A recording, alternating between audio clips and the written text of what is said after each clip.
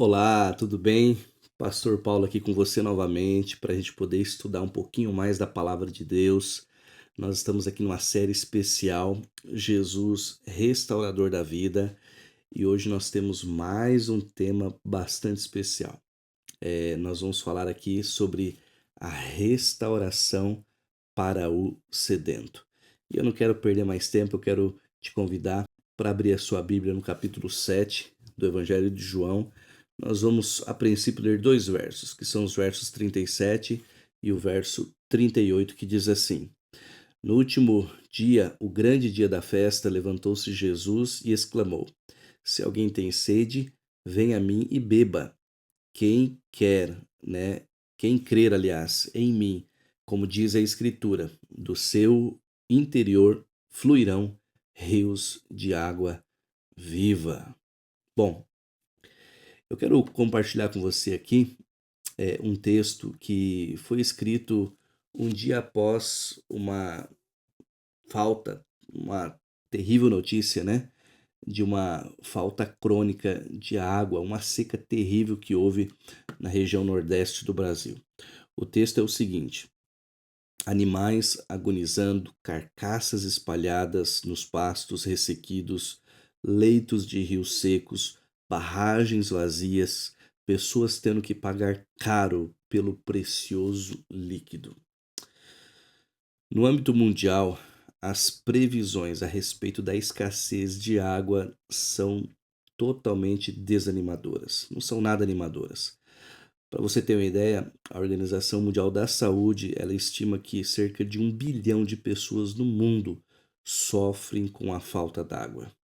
E para agravar a situação, o ser humano, por conta do desperdício e por conta das alterações climáticas, que são justamente as agressões que o ser humano faz à natureza, isso tem piorado ainda mais, tem agravado mais o problema. Só que existe uma fonte que ela é inesgotável, ela transcende qualquer limite material. Jesus ele se identificou no texto que nós lemos como sendo essa fonte, uma fonte de água viva.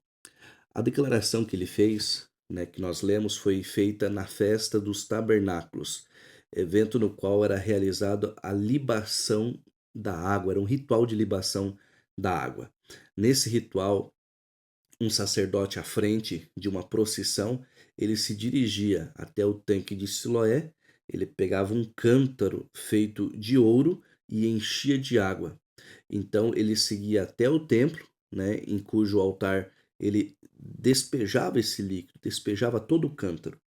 E esse cortejo ele era realizado ao som de cânticos, conhecidos como cânticos de Halel, que são justamente os salmos 113 até o salmo 118. E a cerimônia ela se repetia durante 7 dias durante 7 dias naquela semana, né? Não da semana, mas é de uma semana específica.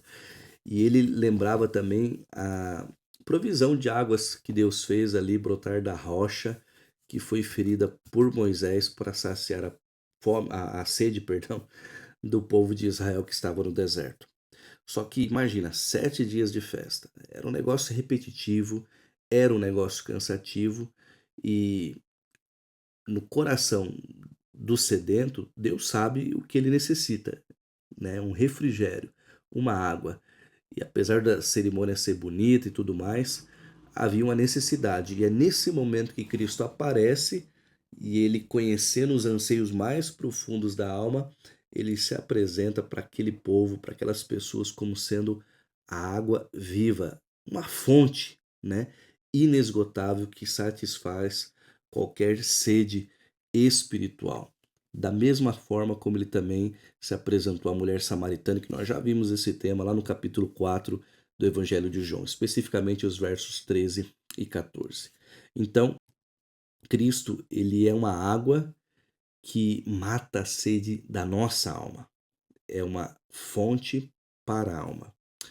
Da mesma forma que a água ela tem uma importância tremenda para a manutenção da vida humana, da vida física, Cristo também tem a mesma importância para a nossa vida espiritual. e por meio do Espírito Santo, de acordo com o verso 39 desse capítulo. Ele produz limpeza, saciedade, refrigério e também crescimento espiritual. Se buscarmos, se nós queremos realmente satisfazer a nossa alma, os nossos, o nosso íntimo espiritual, a gente tem que ir a Cristo. Se a gente quiser essa saciedade, é a Ele que nós devemos ir. Somente Jesus tem essa capacidade de nos satisfazer, proporcionando aí a nossa mente cansada, o nosso coração cansado, fatigado aí pelas lutas, proporcionar ali esperança e trazer uma nova perspectiva para a nossa vida. Agora, Cristo é uma fonte segura, é uma fonte inesgotável, é uma fonte confiável. Porém, há muitas cisternas, esgotos que o mundo oferece. Na realidade, a realidade nua e crua é essa. O que o mundo oferece são esgotos, né? A gente não precisa beber dessa água. A gente não precisa buscar em rituais, né? Ou exigências, ou até mesmo práticas legalistas. Nós devemos ir à fonte que sacia e que não se esgota, né? Que é Jesus Cristo. Inclusive, o próprio Jesus disse, né? Se você tem sede, venha a mim e beba. Isso está relatado lá no capítulo 7, verso 37, que nós lemos no Evangelho de João. Em outro momento, no mesmo Evangelho de João, no capítulo 12, no capítulo 4, perdão, verso 14, ele também disse, né? Aquele, porém, que beber da água que eu lhe der, nunca mais terá sede. Pelo contrário, a água que eu lhe der será nele uma fonte a jorrar para a vida eterna. Muito bem, nós estamos aqui no Evangelho de João, mas eu queria compartilhar com vocês alguns trechos do livro de Jeremias. O primeiro está no capítulo 2, verso 13, que diz assim: Porque dois males é Deus se dirigindo ao povo de Israel. Porque dois males cometeu o meu povo. A mim me deixaram o manancial de águas vivas. Ele está dizendo, ó, vocês deixaram a mim, eu sou um manancial de água viva. Por que vocês me deixaram, né? E foram o quê? Atrás de cavar cisternas rotas. Rotas é a mesma coisa que cisternas rachadas. Outras versões já menciona, né? Cisternas rachadas que não retêm água. Por que vocês fazem isso? E no verso 2 do mesmo capítulo ele disse: Vai e clama aos ouvidos de Jerusalém, diz o Senhor. Lembro-me de ti, da tua afeição, quando eras jovem, e do teu amor, quando noiva, e de como me seguias no deserto, numa terra em que se não semeia. Todo começo é maravilhoso. O começo de um casamento, o começo de uma igreja, o começo de uma pessoa na sua caminhada cristã. É por isso que Deus disse: Lembro-me de meu povo na sua afeição, quando era jovem, do seu amor, quando noiva. A pessoa está apaixonada, né? E de como você me seguia no deserto, numa terra que não é semeada. No passado, o povo infelizmente se afastou de Deus porque justamente os sacerdotes, os pastores, os profetas, eles não conheciam mais a Deus. Veja aí mais alguns trechos do livro de Jeremias. Mesmo capítulo, agora o verso 8 diz: Os sacerdotes não perguntaram: Onde está o Senhor?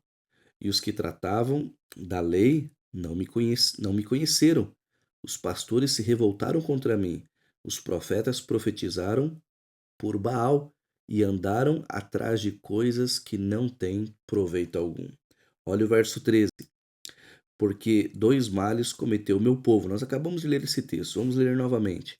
A mim me deixaram o manancial de águas vivas e cavaram cisternas rotas que não retêm água. Cisternas o quê? Rachadas. Bom, quem seria capaz, né, de trocar uma fonte, um manancial de água vivas por cisternas rachadas? É uma pergunta que não tem lógica. Quem seria capaz de fazer isso? Mas o povo de Israel, infelizmente, fez isso. O texto que nós lemos inicialmente, João capítulo 7, versos 37 e 38, eu quero ler de novo. Diz assim: No último dia, o grande dia da festa, levantou-se Jesus e exclamou: Se alguém tem sede, venha a mim e beba. Quem crer em mim, como diz a Escritura, do seu interior fluirão rios de água viva. Bom, Cristo, ele é uma água para o sedento. Isso mesmo. Olha esse texto aqui fantástico do Espírito e Profecia. As referências que nós vamos ler aqui, a maioria delas, com exceção de uma, elas estão no livro Para Conhecê-lo, de Ellen White.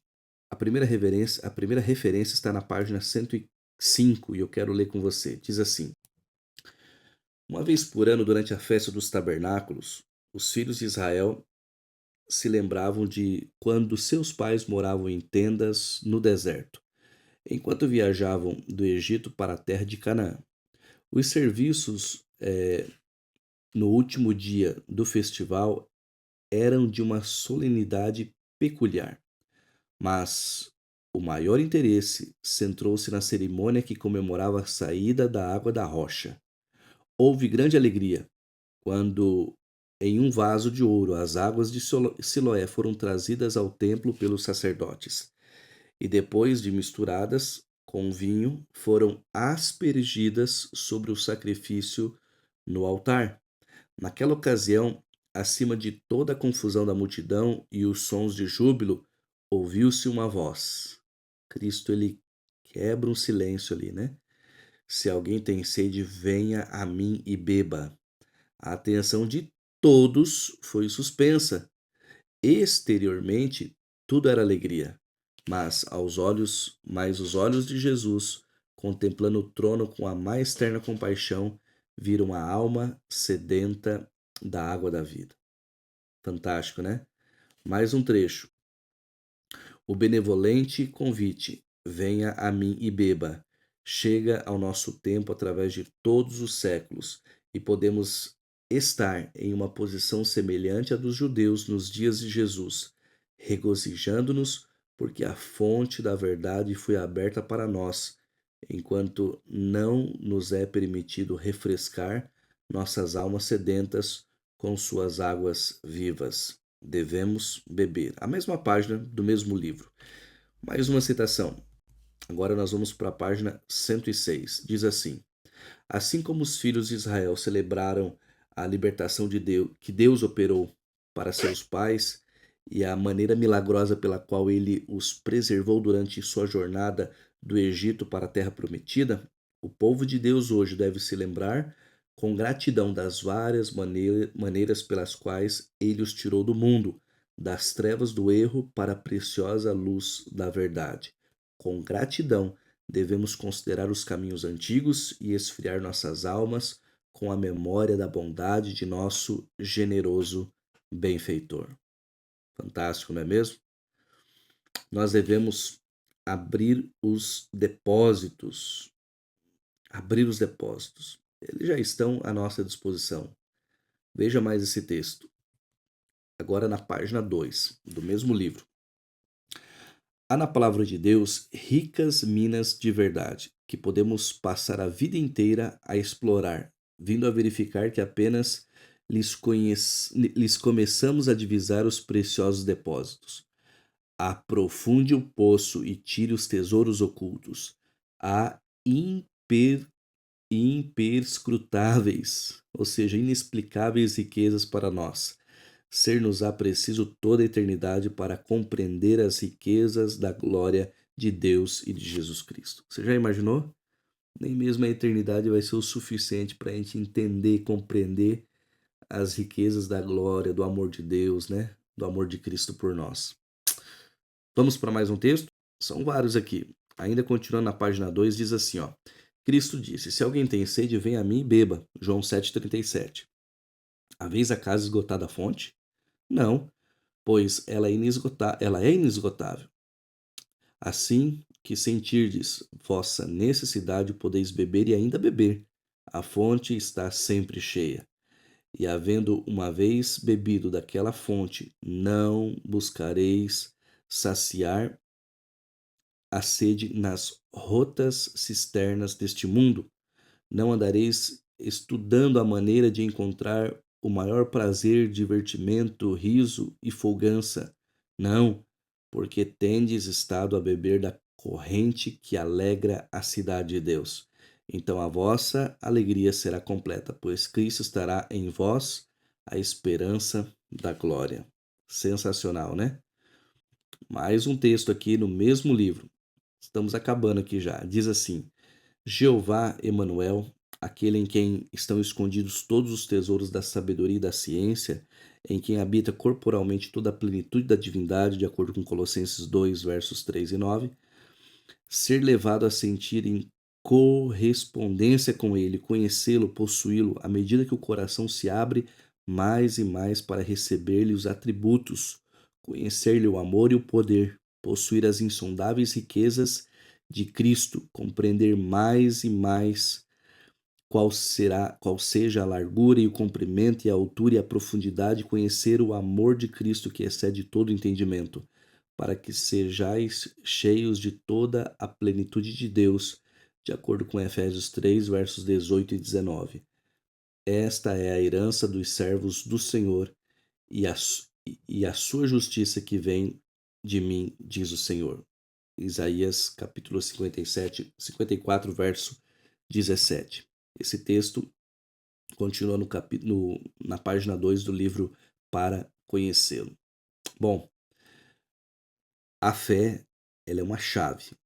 Ela é uma chave que abre os tesouros ilimitados do céu. Eu disse há pouco, né? Nós precisamos abrir. Como? De que maneira?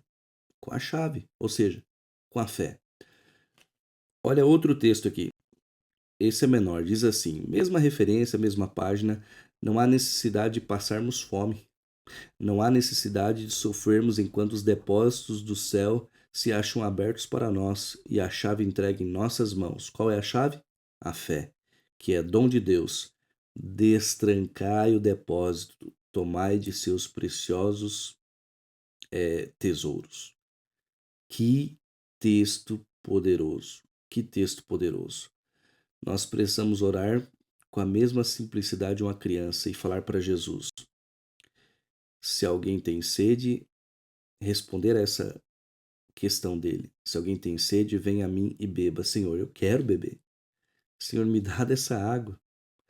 E outro texto nós já lemos, capítulo 4, verso 14, diz: aquele que beber da água que eu lhe der, nunca mais terá sede. Pelo contrário, a água que eu lhe der será nele uma fonte a jorrar para a vida eterna. Esse texto aqui, ele está no livro Testemunhos para a Igreja, volume 9, página 179. Diz assim, ó: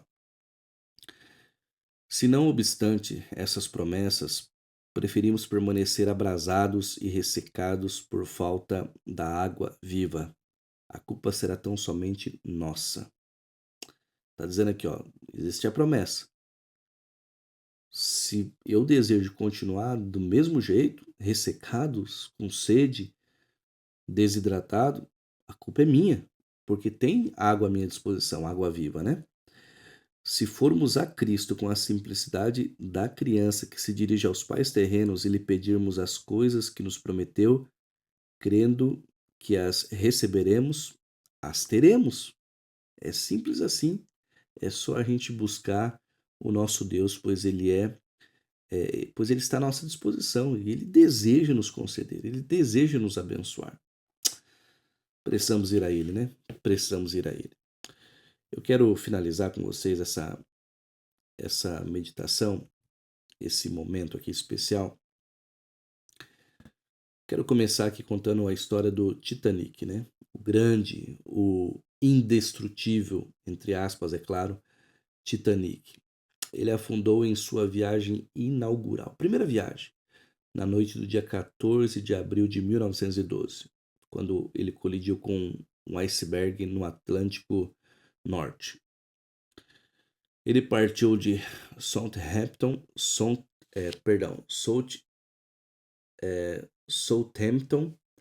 na Inglaterra, tocou em portos da França e da Irlanda e tinha como destino a cidade de Nova York. Naquele fatídico dia, ou fatídica noite, morreram cerca de 1.512 pessoas e pouco mais de 700 passageiros e tripulantes sobreviveram. Mas eu quero falar de um daqueles passageiros, que é esse camarada aqui, ó. Eu digo camarada, mas digo com muito respeito. O pastor John Harper. Presta atenção nessa história. O pregador escocês John Harper e sua filha Nana, de 6 anos, estavam a bordo do Titanic naquela noite. 4 anos antes ele havia perdido a sua esposa, né? Sua esposa havia falecido. O motivo da viagem no Titanic é que ele ia pregar na igreja de Moody, lá em Chicago. Quando o Titanic atingiu o iceberg, Harper, colocando a menina em um dos botes salva-vidas, ele deixou aos cuidados de um primo mais velho, que acabou se salvando, né? Salvando Nana. A Nana, ela morreu com 80 anos, a filhinha de Harper, naquela ocasião com 6 anos. O pregador, ele poderia ter se unido à filha, ele podia ter se juntado a ela e salvado a sua vida, né? Ele podia ter ficado naquele barco, mas ele preferiu levar esperança, dar chance a outras pessoas de conhecer a Jesus.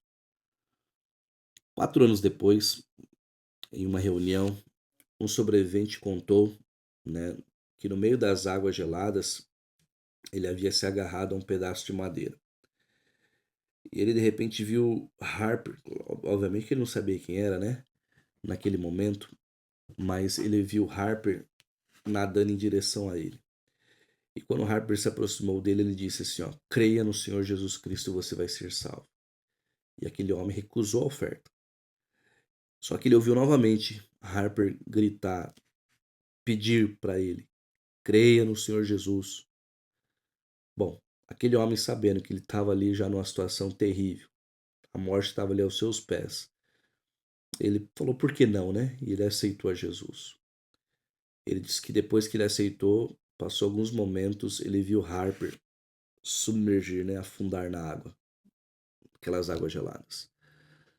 E em seguida ele acrescentou umas das palavras mais lindas que eu já ouvi. São essas as palavras: sou o último convertido de John Harper. Sou o último convertido de John Harper. Que fantástico, né? Alguém enfrentar águas geladas para salvar mais uma pessoa. Harper fez isso com vários ali, até chegar nele. Ele foi o último. Sabe o que é? Bom, eu imagino que essa história aí tocou você. Você falou, nossa, que homem, que pregador, que pastor, que homem de Deus. Mas tem algo que é muito mais profundo que isso. Sabe quem é? Alguém que não foi nas águas geladas, mas mergulhou nas águas desse mundo, nas águas do pecado para nos salvar. Você sabe de quem que eu estou falando? Estou falando de Jesus Cristo. Ele também sofreu por nos amar e para nos salvar. Só que eu não posso mentir para você. O tempo de graça está acabando. Cada minuto que passa, cada dia que passa, as horas estão indo. E muito em breve será cantado o último hino. Você vai ouvir o último sermão, a última pregação, o último apelo.